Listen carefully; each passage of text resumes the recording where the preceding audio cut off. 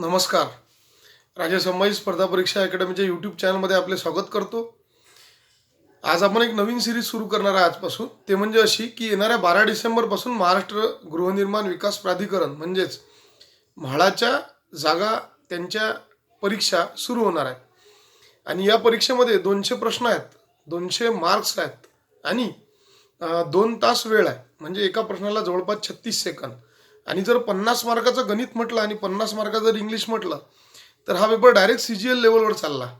म्हणून आपल्या जे फेवरचे प्रश्न आहेत ते आपण लवकर सोडून घेऊ आणि त्यानंतर जे शेवटी राहिलेले प्रश्न आहेत त्यामध्ये आता आपण टाईम मॅनेजमेंट करून आपल्याला ते प्रश्न सोडवायचे आहेत. सगळे हे परीक्षा देणार आहेत, त्यासाठी त्यांना शुभेच्छा देतो. आणि मी म्हाडाचे पेपर सेट जे तयार केले त्याबद्दल तुमच्याशी बोलतो. बरोबर, हे पेपर सेट गेसिंग नाही आहेत, पण जवळपास आपल्या प्रॅक्टिससाठी खूप चांगले आहेत. कारण स्पर्धा परीक्षा गेसिंग कोणी देऊ शकत नसते. बरोबर. तर मी माझा पहिला प्रश्न तुमच्यासमोर मांडतो, ते म्हणजे विदर्भ गृहनिर्माण मंडळाची स्थापना रिकामी जागा साली झाली. हा प्रश्न अतिशय महत्त्वाचा आहे या परीक्षेसाठी. त्याचं उत्तर आहे 1951. प्रश्न रिपीट करतो. विदर्भ गृहनिर्माण महामंडळाची स्थापना कधी झाली? त्याचं उत्तर आहे 1951. याचं जे गणित आहे ते आपण उद्या क्लासमध्ये सोडून घेणार आहे. आपण आज GS आणि मराठीवर बोलू आणि मॅथचा व्हिडिओ क्लासमध्ये तयार केल्यावर मी उद्या रात्री टाकणार. त्यानंतर म्हाडा ॲक्ट कोणत्या साली मंजूर करण्यात आला? हा प्रश्न महत्त्वाचा ठरू शकतो या परीक्षेसाठी की म्हाडा ॲक्ट कोणत्या साली मंजूर करण्यात आला. तर याचं योग्य उत्तर आहे 1976. त्यानंतर पुढच्या गोष्टीवर जातो. अमरावती हे म्हाडाचे एक रिकामी जागा घटक आहे. आपल्यासमोर ऑप्शन यांनी ठेवले: समितीय, विभागीय, उपविभागीय आणि प्रादेशिक. तर अमरावती हे म्हाडाचे एक प्रादेशिक घटक आहे. पुढच्या गोष्टीवर बोलतो, ते म्हणजे म्हाडाची स्थापना कधी झाली. हा अतिशय हिट प्रश्न आहे आणि 1 मार्काला तरी येऊ शकते. तर म्हाडाची स्थापना कधी झाली? ऑप्शन आहेत 9 मे 1979, दुसरा ऑप्शन आहे माझ्याजवळ 10 जानेवारी 1972, तिसरा ऑप्शन 5 डिसेंबर 1977, चौथा ऑप्शन आहे 8 ऑगस्ट 1978. तर याचं जे योग्य उत्तर आहे की म्हाडाची स्थापना कधी झाली, त्याचं उत्तर आहे 5 डिसेंबर 1977. चला, पुढच्या गोष्टीवर मी तुमच्याशी आता बोलतो.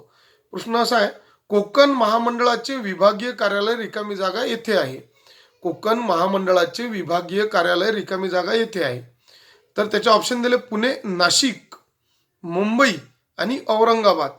तर कोकण महामंडळाचे विभागीय कार्यालय मुंबईला आहे. हे लक्षात ठेवणं आवश्यक आहे. चला तर पुढच्या गोष्टी बोलतो. पुढचा प्रश्न. आता करंटचे प्रश्न जास्तीत जास्त करा म्हाडासाठी आणि महाराष्ट्रावर जास्तीत जास्त प्रश्न तयार करायचा प्रयत्न करा. आणि जे प्रश्न गृहनिर्माणावर आधारित आहे, डेव्हलपमेंटचा एक टॉपिक आहे गृहनिर्माण, तर किरण देसले सरांच्या डेव्हलपमेंट या पुस्तकामध्ये तो चांगला दिलेला आहे, तर तुम्ही तो वाचायला काही हरकत नाही. पुढच्या गोष्टीवर मी तुमच्याशी बोलतो, तो म्हणजे कोणत्या देशात पंचशीर खोरे आहे. हे जवळपास सगळ्यांना माहीत आहे की याचं उत्तरही सर्वांना माहीत असेल की कोणत्या देशात पंचशीर खोरे आहे. तर या पंचशीर खोऱ्यामध्येच जे तालिबानी दहशतवादी आहेत त्यांच्या विरुद्ध अफगाणिस्तानचे सैनिक लढत आहेत, हे आपल्याला सर्वांना माहीत आहे. तर प्रश्न असा आहे की पंचशीर खोरे कुठं आहे. तर हा प्रश्न करंटला उद्देशून टाकलेला आहे: भारत, अफगाणिस्तान, पाकिस्तान की नेपाळ. त्याचं उत्तर आहे अफगाणिस्तान. पुढच्या गोष्टीवर बोलतो. वर्ष 2021 हे ओस्लो 1 करारासाठी हे वर्ष ठरले आहे. तर ओस्लो कुठं आहे? तर नॉर्वेमध्ये आहे. तो ओस्लोमध्ये जो करार झाला तो करारासाठी हे कितव्या क्रमांकाचं वर्ष ठरलं? त्याचं उत्तर आहे 28. चला, पुढचा प्रश्न यांनी असा काढला: कोणत्या दिवशी अण्वस्त्रांच्या संपूर्ण निर्मूलनासाठी आंतरराष्ट्रीय दिवस म्हणून साजरा केला जातो? अण्वस्त्र म्हणजे आण्विक चाचण्या, म्हणजे याच्यात आता रासायनिक शस्त्रही आले आणि सगळे अण्वस्त्रही आले. तर कोणत्या दिवशी अण्वस्त्रासाठी आंतरराष्ट्रीय दिवस निर्मूलनासाठी आंतरराष्ट्रीय दिवस साजरा केला जातो? आपल्यासमोर ऑप्शन आहेत: 23 सप्टेंबर, 24 सप्टेंबर, त्याच्यानंतर 25 सप्टेंबर आणि 26 सप्टेंबर. तर याचं अतिशय योग्य उत्तर आहे 26 सप्टेंबर. चला, पुढच्या गोष्टीवर मी तुमच्याशी आता बोलतो. पुढचा प्रश्न असा आहे: कोणत्या राज्यात झोजिला खिंड बोगदा बांधण्यात येत आहे? आता सर्वांना ही खिंडही माहीत आहे आणि हे राज्यही माहीत आहे, तरी मी ऑप्शन वाचतो: उत्तराखंड, हिमाचल प्रदेश, सिक्कीम आणि लडाख. तर याचं योग्य उत्तर राहणार लडाख. लडाखमध्ये झोजिला खिंड निर्माण केली जात आहे. चला पुढच्या गोष्टीवर तुमच्याशी आता बोलतो. पुढचा माझा प्रश्न आहे तो म्हणजे असा, कोणत्या स्थानक अभ्यासाला UGC कडून आताच मान्यता मिळाली? UGC means university grand commission. स्वातंत्र्यपूर्व त्याचा कायदा केला होता, पण स्वातंत्र्यानंतर हे अस्तित्वात आली. ते स्वातंत्र्यपूर्व जे होती ते युनिव्हर्सिटी ग्रँड कमिटी होती, पण आता हे युनिव्हर्सिटी ग्रँड कमिशन झालं. तर प्रश्न असा आहे, कोणत्या स्थानक अभ्यासक्रमाला UGC कडून मान्यता मिळाली? ऑप्शन तुमच्या समोर वाचतो. पहिला ऑप्शन आहे बॅचलर ऑफ सेवा रिग्बा मेडिसिन अँड सर्जरी. 2 नंबरचा ऑप्शन आहे बॅचलर ऑफ सेवा रिग्याल मेडिकल अँड सर्जरी. तिसरा ऑप्शन तुमच्या समोर असतो बॅचलर ऑफ सोहा रिग्माम मेडिसिन अँड सर्जरी, आणि यापैकी नाही. तर आता प्रश्न आपणच सांगू शकता, तर याचं उत्तर आहे बॅचलर ऑफ सेवा रिग्पा मेडिसिन अँड सर्जरी. तर पुढच्या प्रश्नावर तुमचं लक्ष केंद्रित करू. प्रश्न असा आहे की हा प्रश्न यांनी विज्ञानाबद्दल काढलेला आहे. तर कोणतीही क्लास 3ची परीक्षा म्हणा, 2 प्रश्न विज्ञानाचे असतात, 2 प्रश्न भूगोलाचे असतात, 2 प्रश्न इतिहासाचे असतात, 2 प्रश्न राज्यशास्त्राचे असतात. सगळं करून त्यांना करावं लागते. पण म्हाळाच्या परीक्षेमध्ये 50 प्रश्न असल्यामुळे हा रेशो तुम्ही डबल करा. 4 4 6 6 प्रश्न धरा एका विषयाचे. आता करंटचेच प्रश्न 5 6 काढलेले आहेत मी इथं. तर बा पुढचा प्रश्न आहे, लोखंडाचे गंजणे हे कोणती अभिक्रिया आहे? लोखंडाचे गंजणे हे कोणती अभिक्रिया आहे? तर हा प्रश्न 10व्या वर्गातला. 10व्या वर्गामध्ये सर्व अभिक्रिया आहेत, त्या अभिक्रियांनी अभ्यासला आणि हा प्रश्न काढला. जलदगती, उपमाग्रही, मंदगती, जलदगती व उष्माग्राही. तर याचं उत्तर अतिशय योग्य उत्तर याचं आहे मंद गती. तर लोखंडाचं गंजणे हे मंद गती क्रिया आहे.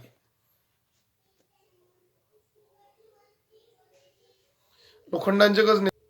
चला पुढच्या प्रश्नावर बोलू.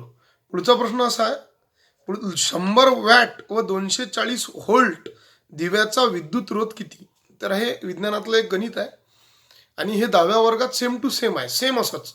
तर येऊ शकते गणित महत्वाचं. त्याचं उत्तर आहे, त्याचे ऑप्शन आहेत 5707 ओहम, 576 ओहम, 5.76 ओहम आणि 42 ओहम. त्याचे योग्य उत्तर आहे 576 ओहम. हे गणित उद्याच्या जे गणिताचा जो व्हिडिओ येणार त्याच्यामध्ये हे मी शिकून देणार.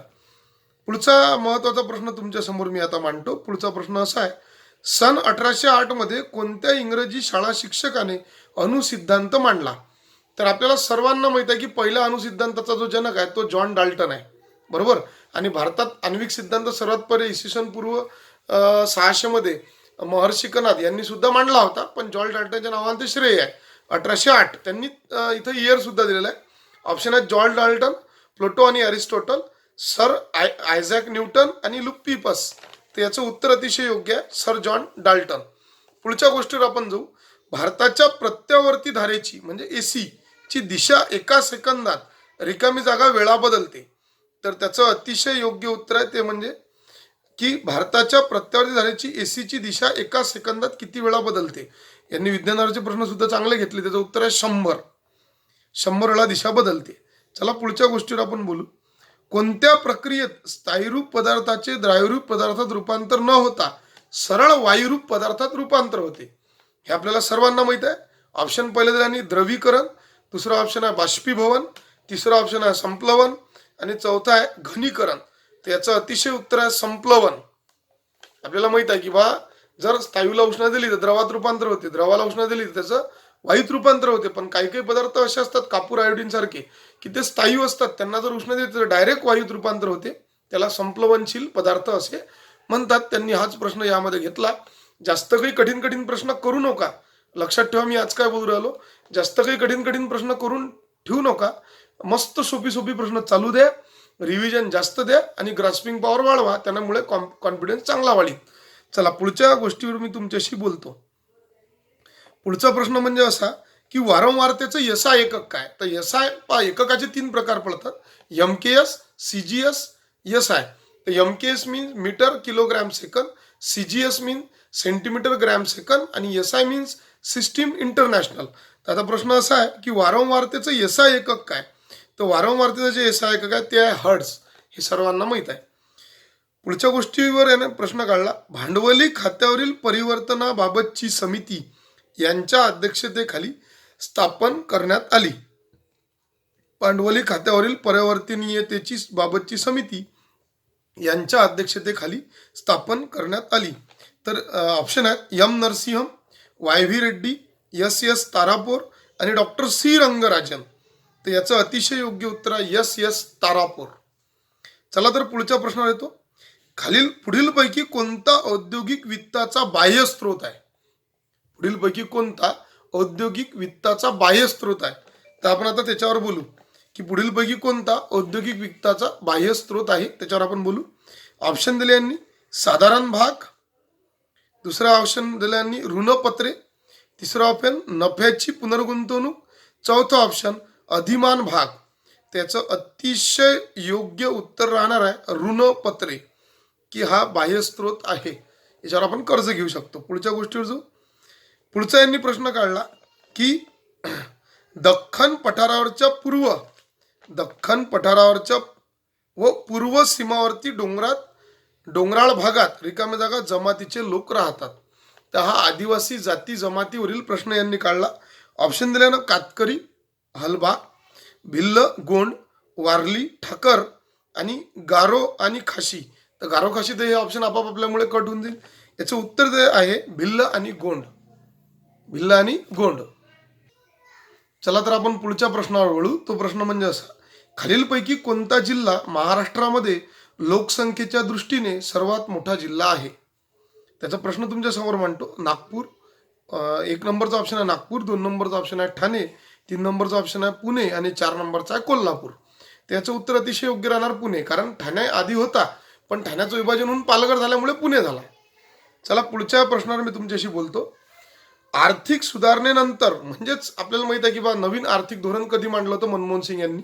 तर आर्थिक सुधारणेनंतर म्हणजे 1990-91 ते 2012-13 या काळात स्थूल देशांतर्गत उत्पन्नाचा दर रिकामी जागा प्रवृत्ती दर्शवतो.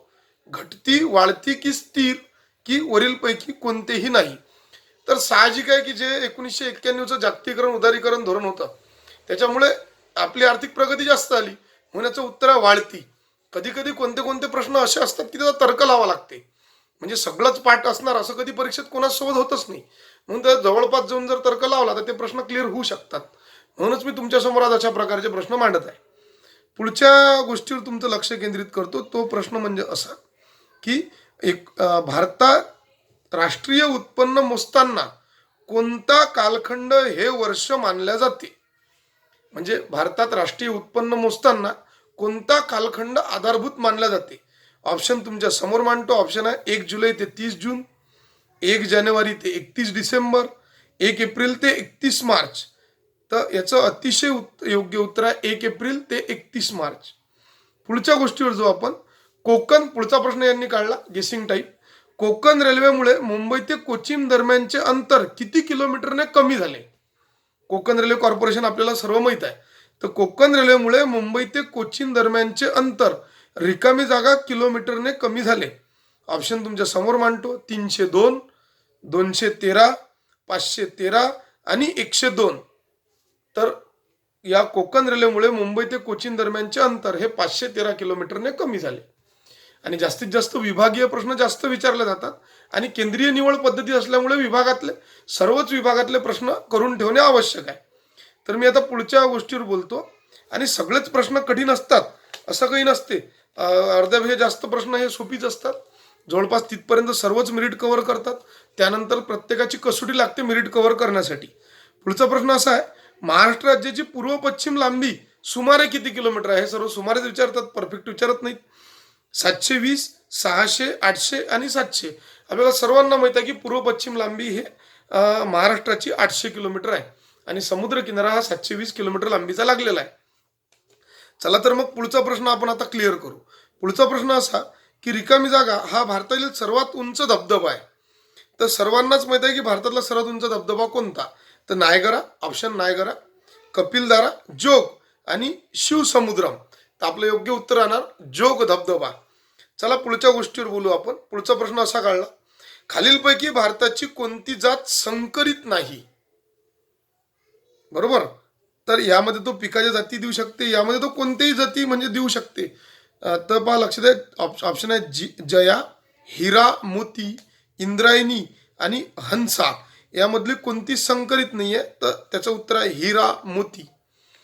चला तर आता पुढचा प्रश्न मी तुमच्या समोर मांडतो. प्रश्न जास्त असल्यामुळे हा पेपर तुम्हाला सोडवायची जास्तीत जास्त प्रॅक्टिस करावी लागणार आहे. याच्यानंतर मी मराठीचे प्रश्न क्लिअर करून घेतो तुमच्याजवळ. पुढचा प्रश्न मी तुमच्या समोर वाचतो.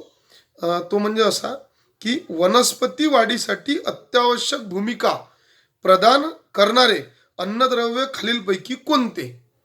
ऑप्शन आहेत बोरॉन, तांबे, नत्र आणि बोलिवडीमम. बरोबर. आता याच्यापैकी वनस्पती वाढीसाठी अत्यावश्यक भूमिका कोण बजावते? त्याचं उत्तर आहे नत्र. हे सर्वांना माहीत असणं आवश्यक आहे. नत्र सर्वांना माहीत असते. पुढच्या गोष्टीवर आपण खत म्हणून हेच वापरतो जवळपास. पुढच्या गोष्टीवर पुढे खालीलपैकी कोणत्या ठिकाणी दैनिक सरासरी तापमान कक्षा जास्त आहे? खालीलपैकी पण. आता हा असा प्रश्न जेव्हा बरोबर आहे, तुम्हाला सगळे प्रश्न माहीत असतात वगैरे वगैरे वगैरे, पण काय असतं माहिती आहे का, की असे प्रश्न जर आले खालीलपैकी जर म्हटलं तर अवश्य खाली पाहायचंच. 4 ऑप्शन त्यांना म्हटलंच ना खालीलपैकी. ऑप्शन तुमच्या समोर मांडतो. कोल्हापूर, नागपूर, अलिबाग आणि पुणे. आता जवळपास हा आपला प्रश्न विदर्भातला आहे आणि हा प्रश्न आपल्या क्लिअरही झालेला आहे. आणि कोल्हापूर, नागपूर, अलिबाग, पुणे, त्याच्यापैकी अतिशय योग्य उत्तर असणार नागपूर. सर्वात जास्त तापमान. बरोबर. पुढच्या गोष्टीवर जो आता आपण तांबडा समुद्र व भूमध्य सागर, तांबडा समुद्र आणि भूमध्य सागर कोणत्या कालव्याने जोडल्या गेले आहेत? हा प्रश्न खूप जास्त परीक्षेत विचारलेला आहे म्हणून मी तुम्हाला सांगून राहिलो. इंदिरा गांधी, पनामा, सुवेज आणि वरीलपैकी कोणतेही नाही. तर हे उत्तर आहे सुवेज. आणि सुवेज कालव्यावरूनच पहिलं युद्ध हे इजिप्त आणि इंग्लंड दरम्यान झालं होतं. त्यामुळे तेलाचं संकट भारतात तयार झालं होतं, हे आपल्या सर्वांना ठाऊक आहे. चला पुढच्या गोष्टीवर बोलतो. हे कसं आहे, आता तुम्ही पहा स्वरूप रचना काय आहे. तर प्रत्येक घटकाचे 4-4, 5-5 प्रश्न ज्यात टाकलेले आहेत, कारण 50 प्रश्न बनवायचे आहेत, प्रश्न कमी नाही आहेत. पुढच्या गोष्टीवर तुमच्याशी बोलतो. लॉर्ड मिंटो यांच्या नेतृत्वामुळे कोणती संघटना 1906 मध्ये स्थापन झाली? तर याचं उत्तर मी प्रश्न सांगितल्याबरोबर सर्वांना माहीत असणार. राष्ट्रीय काँग्रेस, मुस्लिम लीग, सार्वजनिक सभा की आझाद हिंद सेना? त्याचं उत्तर सर्वांना माहीत आहे, मुस्लिम लीग. कारण मुस्लिम लीग लॉर्ड मिंटोला जेव्हा शिष्टमंडळ भेटायला गेलं तेव्हा लॉर्ड मिंटोनाच हे आयडिया दिली होती की आपण एक संघटना तयार करा, इंग्रज सरकार आपल्याला सांप्रदायिक तत्वावर संरक्षण देणार. म्हणूनच मुस्लिम लीगची स्थापना झाली. त्याच्या आधीच बंगालची फाळणी झाली होती, म्हणून पूर्व बंगाल मुस्लिमांसाठी वेगळा झालाच होता. त्याचं उत्तर आहे मुस्लिम लीग. चला पुढच्या गोष्टीवर तुमच्याशी आता बोलतो. इंग्लंडचे पंतप्रधान रिकामी जागा यांनी 16 ऑगस्ट 1932 रोजी जातीय निवाडा जाहीर केला. तर कोणत्या प्रधानाने 1932 रोजी जातीय निवाडा जाहीर केला? आपल्याला माहित आहे की 1930-31 आणि म्हणजे तिसरी गोलमेज परिषद यामध्ये तोडगा निघाला नाही, म्हणून शेवटी रामसे मॅकडोनाल्डने जातीय निवाडा जाहीर करून टाकला आणि या जातीय निवाड्यामुळेच गांधी उपोषणाला बसला. तर प्रश्न असा आहे, नेव्हिल चंबरलेन, क्लेमंट ॲटली, रॅमसे मॅकडोनाल्ड आणि विस्टन चर्चिल. तर सर्वांना उत्तर माहीत असायला पाहिजे. ते उत्तर म्हणजे रॅमसे मॅकडोनाल्ड. चला पुढच्या गोष्टीवर तुमच्यासोबत मी आता बोलतो. मोरेश्वर वासुदेव अभ्यंकर, मोरेश्वर वासुदेव अभ्यंकर हे रिकामी जागा येथील होमरूलचे सक्रिय कार्यकर्ते होते. याचं उत्तर आहे खानदेश, विदर्भ, मराठवाडा की कोकण? तर पहा, मोरेश्वर वासुदेव अभ्यंकर हे विदर्भातून होमरूल लीगचे सक्रिय कार्यकर्ते होते. आणि महाराष्ट्रात जे होमरूल लीग चालवली होती ती टिळकांनी चालवली होती. आणि अड्यार मद्रास येथे जे होमरूल लीग चालवली होती ती ॲनी बेझंट यांनी चालवली होती. हे आपल्याला सर्वांना माहीत आहे. इसवी सन 1911 मध्ये बंगालची फाळणी रद्द झाल्याची घोषणा यांनी केली. तर तुम्हाला माहित आहे की याचं उत्तर तुम्ही सांगू शकता. इसवी सन 1911 मध्ये बंगालची फाळणी रद्द करण्याची घोषणा कोणी केली? तर ऑप्शन इंग्लंड सरकार, ब्रिटिश पार्लमेंट, पंचम जॉर्ज आणि लॉर्ड कर्झन. तर आपल्याला सर्वांना माहित आहे की 1905 मध्ये बंगालची फाळणी झाली होती. आणि हे बंगालची फाळणी झाली, हे बंगालची फाळणी रद्द करण्यासाठी खूप मोठे आंदोलन सुरू होते. तर बंगालच्या फाळणीचा रद्द करण्याचा मुहूर्त 1911 मध्ये निघाला. तेव्हा महाराणी मेरी आणि पंचम जॉर्ज हे दिल्ली दरबार भरला होता, त्यामध्ये सहभागी झाले होते. आणि इथंच पंचम जॉर्ज यांनी बंगालची फाळणी रद्द झाली आणि राजधानी पुन्हा कलकत्त्यावरून दिल्लीमध्ये आली हे घोषणा केली होती. ते आपल्या सर्वांना ठाऊक आहे. तर याचं अतिशय योग्य उत्तर असणार पंचम जॉर्ज. चला पुढच्या गोष्टीवर बोलू. भारतीय राष्ट्रीय काँग्रेसचे चौथे अधिवेशन कोणत्या ठिकाणी झाले? आता कोणत्याही परीक्षेच्या दृष्टिकोनातून राष्ट्रीय काँग्रेसचे अधिवेशन हे अति आवश्यक नाही, अत्यावश्यक आहे. म्हणून राष्ट्रीय काँग्रेसचे पहिले 20 अधिवेशन तुमच्या पाठ असणं आवश्यक आहे. त्याचे अध्यक्ष कोण किंवा महत्वाचे पाठ असणं आवश्यक आहे. तर तुम्हाला माहित आहे की चौथ्या क्रमांकाचं जे अधिवेशन झालं होतं भारतीय राष्ट्रीय काँग्रेसचं, त्याच्यावर आपण बोलू. तर भारतीय राष्ट्रीय काँग्रेसचे चौथे अधिवेशन कोणत्या ठिकाणी झाले? त्याचं उत्तर आहे अलाहाबाद. हे आपल्या सर्वांना माहित आहे. चला तर आपण आता पुढच्या प्रश्नावर बोलू की लखनौ येथील 1857च्या उठावाचे नेतृत्व कोणी केले? हा प्रश्न अतिशय सोपी आहे आणि या प्रश्नाचं उत्तर सुद्धा आपल्याला माहित असणार की लखनौ येथील उठावाचे नेतृत्व कोणी केलं? बेगम साहिबा, बडी बेगम, अवच्चा बेगम की बेगम ताजी? तर लखनौ येथील उठावाचं नेतृत्व अवधची बेगमनं केलं हे आपल्याला सर्वांना माहीत आहे. आणि अवध प्रांताची राजधानीच लखनौ होती, तर त्याला आता लखनौ म्हणतात बघा. बेगम हजरत महल. चला पुढच्या गोष्टीवर जो आपण पाळेगारांचा उठाव रिकामी जागा भागात झाला. तर हा 11वीच्या वर्गातला प्रश्न आहे. तर उत्तर भारत, गुजरात, ओडिशा आणि दक्षिण भारत असे यांनी सर्व हे करून ठेवलेले आहेत की पाळेगारांचा उठाव कुठे झाला. तर याचं ऑप्शन दिलं उत्तर भारत, गुजरात, ओडिशा आणि त्याच्यानंतर दक्षिण भारत. तर पाळेगारांचा उठाव हा दक्षिण भारतामध्ये झाला. चला पुढच्या गोष्टीवर आपण बोलू. कमवा व शिका योजनेचा पुरस्कार कोणत्या आयोगाने केला? आपल्याला सर्वांना याचं उत्तर माहीत आहे. कोठारी आयोग, त्याच्यानंतर जॉन सर्जंट आयोग, राधाकृष्णन आयोग आणि मुदलियार आयोग. त्याचं उत्तर आहे जॉन सर्जंट आयोग. चला पुढच्या गोष्टीवर बोलू. कोणत्या महसूल पद्धतीने शेतकरी जमिनीचा मालक बनला? तर आपल्याला सर्व जमिनीच्या महसुलीच्या पद्धती माहीत आहेत. तर त्यापैकी कोणत्या महसूल पद्धतीने शेतकरी जमिनीचा मालक बनला? जमीनदारी, रयतवारी, कायमधारा की मिराजदारी? आपल्याला सर्वांना माहित आहे कायमधारा पद्धत. तशी या जमीन महसुलाच्या पद्धत आपण एक वेळा रिव्हिजन मारून द्या. चला पुढच्या गोष्टीवर आपण आता बोलू. नागरी भागातील स्थानिक स्वराज्य संस्थांविषयी नवीन तरतूद कोणत्या घटना दुरुस्तीने केलेली आहे? 86व्या, 74व्या, 42व्या की 73व्या? तर आपल्याला सर्वांना माहित आहे की नागरी पंचायत राज म्हटलं की 74 आणि ग्रामीण पंचायत राज म्हटलं की 73. हे आपल्याला सर्वांना माहित आहे. पुढच्या गोष्टीवर आपण लक्ष केंद्रित करू. तो म्हणजे असा, आपण पंचायत राज बद्दलही जास्तीत जास्त प्रश्न तयार करून ठेवा, कारण 50 प्रश्न आहेत परीक्षेत.